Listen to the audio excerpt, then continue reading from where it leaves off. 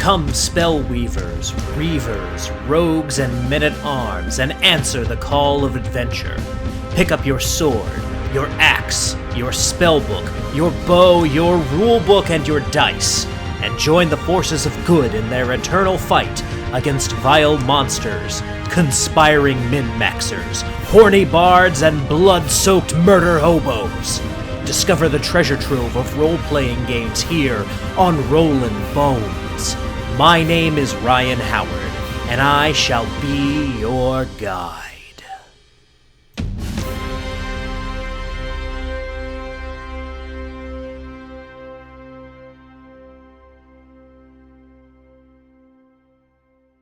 Greetings, boneheads, and greetings to every one of you who is joining me here for the first time.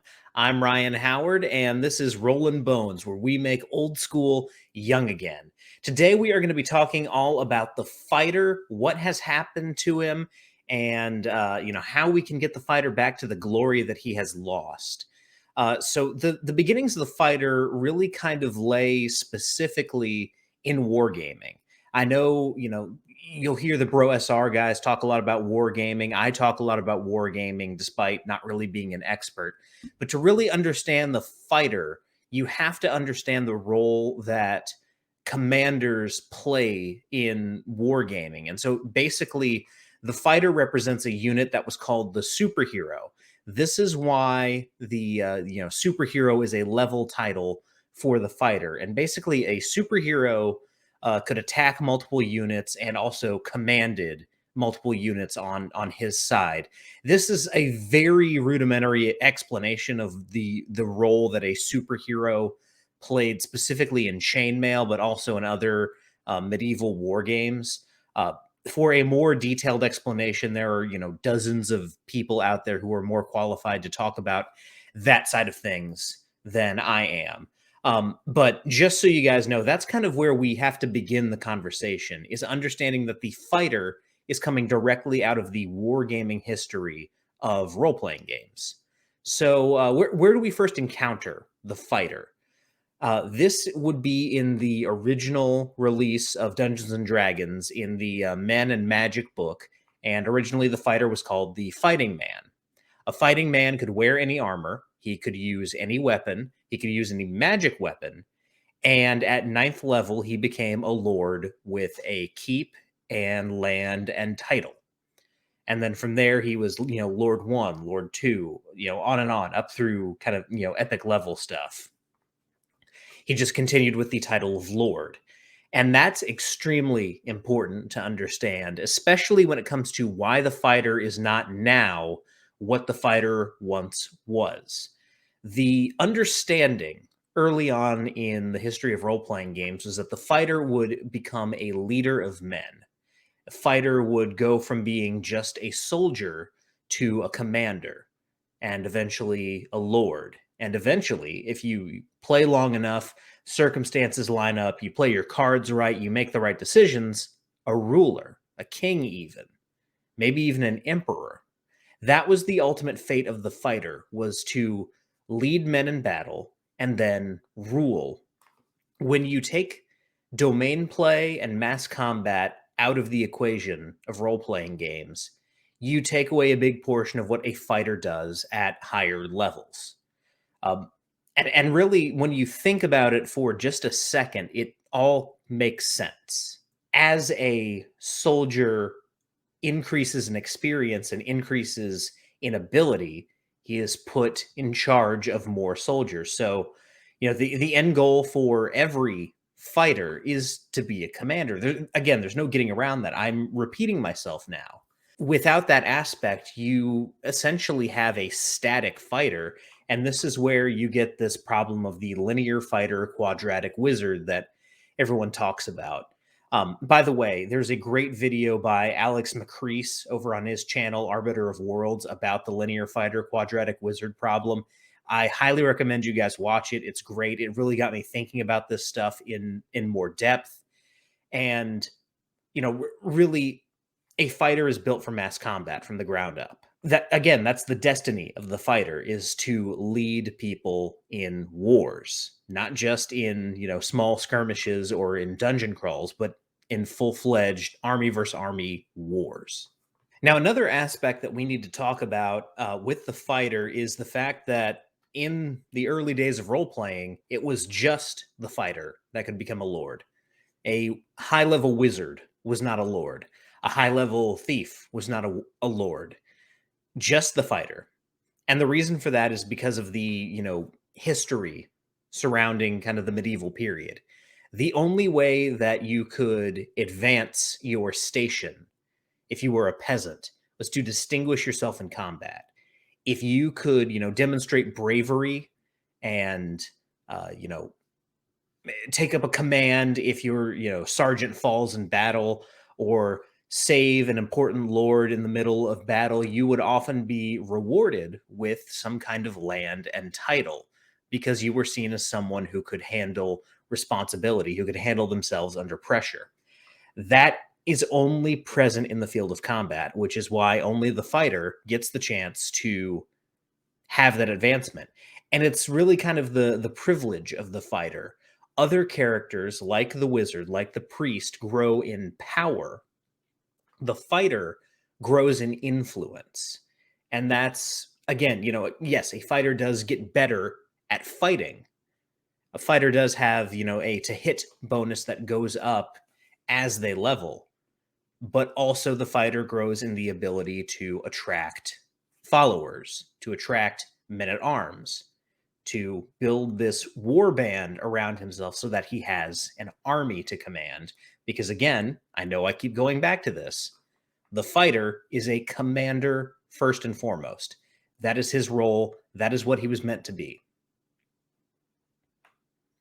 So, what's the origin of the fighter mythologically, or at least according to the literature that Gary Gygax and his contemporaries were reading at the time? Really, the origin of the fighter is well, mythologically speaking, you'd be looking at someone like King Arthur or Achilles. But if you look at the literature that they were reading at the time, the origin of the fighter is Conan the Barbarian. Conan demonstrates this adventurer, conqueror, king progression, which Alex McCrease has talked about on my show before. That's kind of where the name comes from, is these uh, novelizations of Conan stories that he was reading when he was younger. It was, Conan the Conqueror, Conan the King, that's where that name convention comes from, is Conan's story. And even though Robert E. Howard didn't write it in a linear fashion, you can see that progression when you kind of rearrange the stories in linear order. Conan goes from being a roving thief to a mercenary to a buccaneer, all the way up until towards the end of his life when he strangles the king of Aquilonia on the stairs of his palace and takes his crown from him. That's the progression that Conan follows. And Conan does lead men. He becomes a commander in not just like one story, but multiple different stories. You see Conan as a leader in battle. Perhaps the Crimson Citadel, or the Scarlet Citadel rather, and Hour of the Dragon are the most famous examples of Conan as a leader of men, Conan as a general, and those both happen while he's a king. So again, there's that progression. Eventually, you go from being a solo one-on-one fighter, just a grunt, just a soldier, to being a commander. So what happened to the fighter? Well, on one hand, we've kind of already answered that. The fall of domain play and mass combat as an aspect of late game RPGs fell away somewhere around 1980 when the game really kind of shifted focus and turned into something different. Um, However, once those abilities kind of went away, you also saw an attempt to make the fighter, something different because, at that point, again, you've taken away half of what the fighter does. So now we have to, replace those mechanics with something.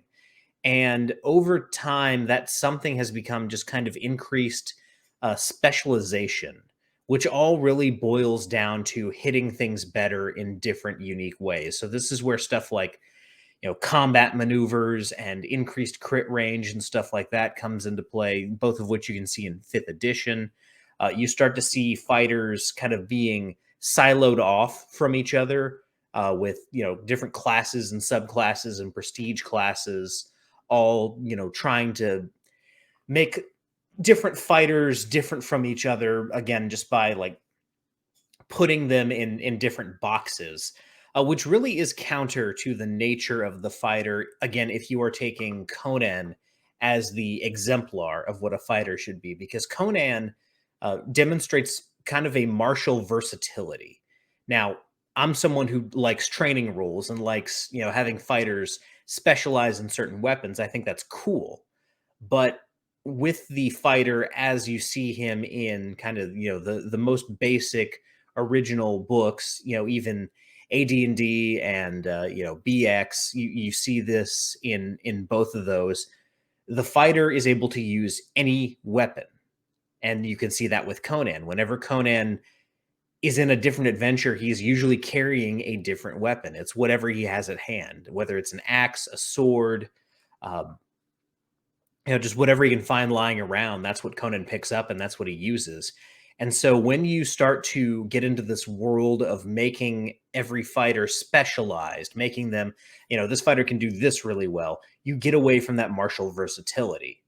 Now, I like the training aspect of, stuff that you see in like Rule Cyclopedia, because it's a conscious choice to kind of set other things aside and say, I'm going to focus particularly on this one thing. I'm going to get very, very good at using a sword and shield.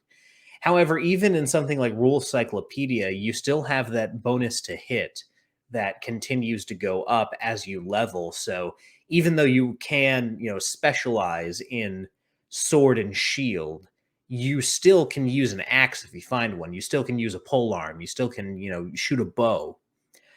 All those options are still available to you. You just have made a conscious effort and put time and energy and resources into getting really good at using this one specific weapon. Now, is that present in fifth edition? Yeah, I mean, to a degree it is. But fifth edition also has, its feats and maneuvers and things like that, that all really just kind of boil down to taking options away from other players so that the fighter can feel special without actually giving the fighter anything that makes them special, like, commanding would be. The perfect example of this would be something like uh, Shield Bash, the Shield Master feat. Theoretically, anyone who can use a shield should be able to use their action to push someone over with that shield. However, because that's a feat and because it's part of a feat in fifth edition, um, the rules of 5e have specifically reserved that for people who take the Shield Master feat. So you end up with this frustrating situation where, yes, in theory, the cleric should be able to use their shield to push someone over and then, give the fighter advantage on his next attack. But because Shield Master is in play and is a thing, if the cleric doesn't have Shield Master, then the cleric can't do a shield bash. So really the specificity of fighters has really been to their detriment as well. You need to keep things broad. You need to keep classes as broad as possible, and that's going to be a theme of these videos moving forward. Is you don't want to silo these classes into very specific avenues, because that's all that they become at that point. There has to be a little bit of kind of breadth and depth to what a class can do. Otherwise, you are just going to end up being, the heal machine as the cleric, or the check for traps machine as the thief. There has to be some openness to what players are allowed to do. So when you start adding things like feats and combat maneuvers and stuff like that to the game, you begin to take options away from players. And that's one of the reasons why I love Dungeon Crawl Classics so much, because you have this mechanic called Mighty Deed of Arms for their warrior, where you're not tied to, you can do these specific maneuvers, but you can't do these other maneuvers because you didn't invest the points. it's whatever you want to use your deed dice for.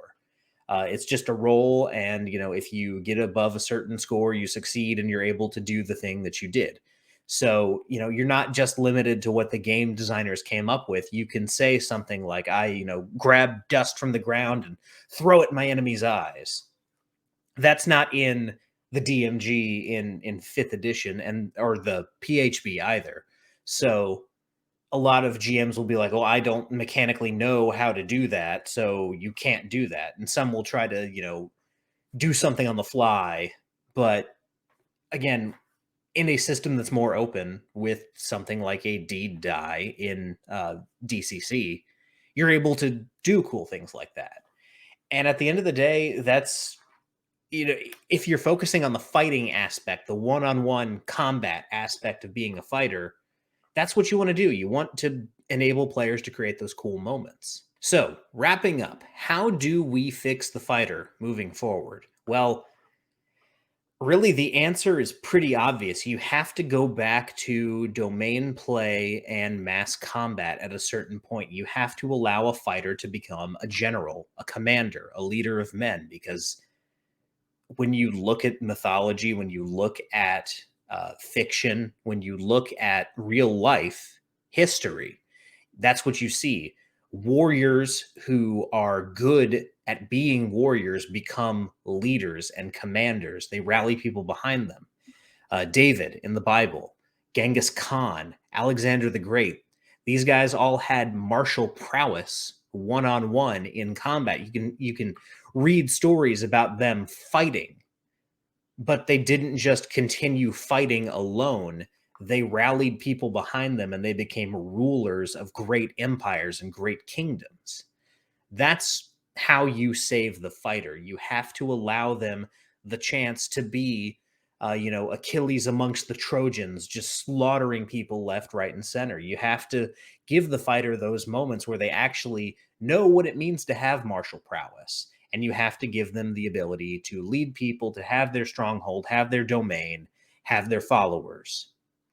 That is, at the end of the day, the only thing that we can really do to make the fighter as great as he once was. Now, you can also open things up as far as, using systems that have mechanics like the deed dice, where specific combat maneuvers aren't necessarily defined or don't cost resources. It's just a matter of what can you come up with, roll this, and then you're able to do that. That is going to be a lot less frustrating for your players than something like the Battle Master in 5e, which has a set of combat maneuvers that you have to pick from. You can only know a certain number. You can't, theoretically choose from any of them so long as you use the maneuver die. Again, the deed die in DCC is so much better than combat maneuvers, in my opinion.